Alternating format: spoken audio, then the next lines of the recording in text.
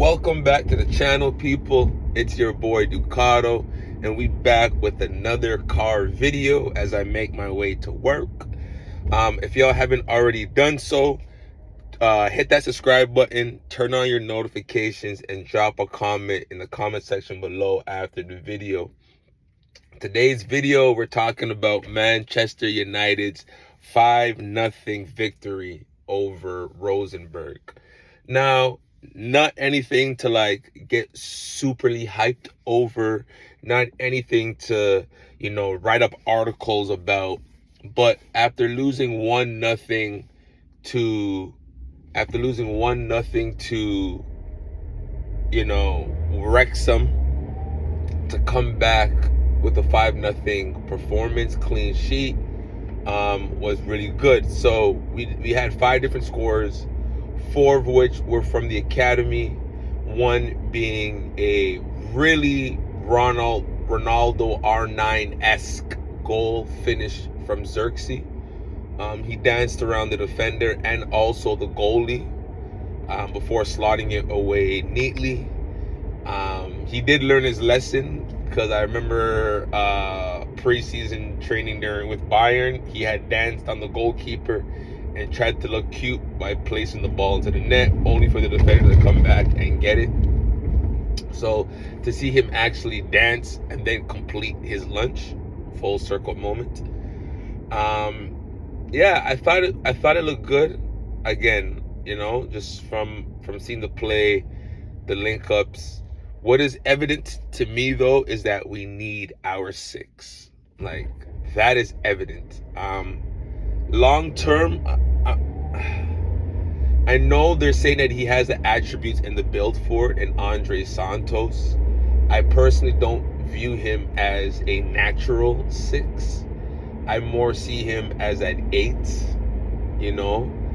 I feel like just with his skill set, even when he was at Strasbourg, when he really, took that leap, took that next step, a part of it was just like, yeah, he was in that 8 role, still support a 6, is able to fluctuate, but was keenly in that 8 role, box to box, being able to just support, provide assists, score, just use some of that Brazilian flair to his advantage. And I think the same would bode on our team. Like, if we can actually secure our 6, if we can actually secure,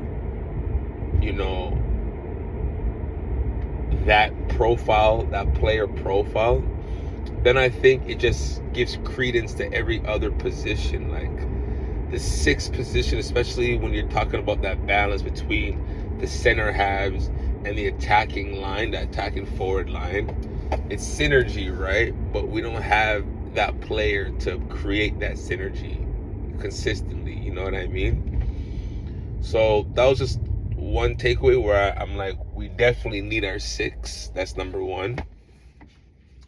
I liked the fact that the academy produced 4 goals, and in talking about the first goal from Shea Lacey, where he received it on his right, cut it back to his left, and then curled it in for the net. That is a goal that we need to see more of from the likes of him and also the academy players. Harry Amas, I thought, played well as well. I thought he did a good job. He had the assist to Xerxes' goal.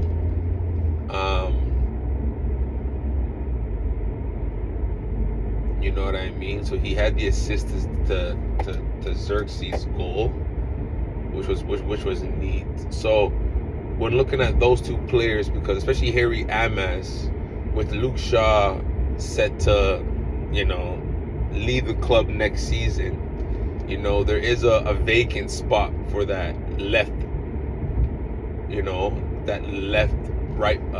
that left back situation, you know what I mean? So whether we go for Lewis Hall, we're getting Harry Amas, one thing's for sure, we need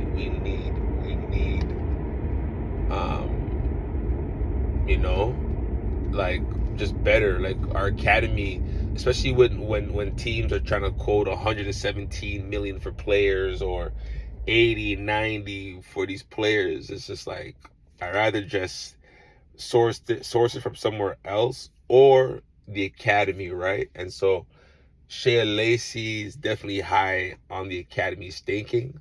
I like that he was aggressive. I like that he took his chance. I like the fact that there was no holes barred like from our like our squad. Like, he scored. I think some guy named Devaney scored.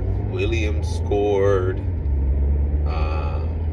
You know, Xerxes, and then it was Lacey, Xerxes, that Devaney, Williams, and then there was somebody else. There's another youngster. I can't remember his name.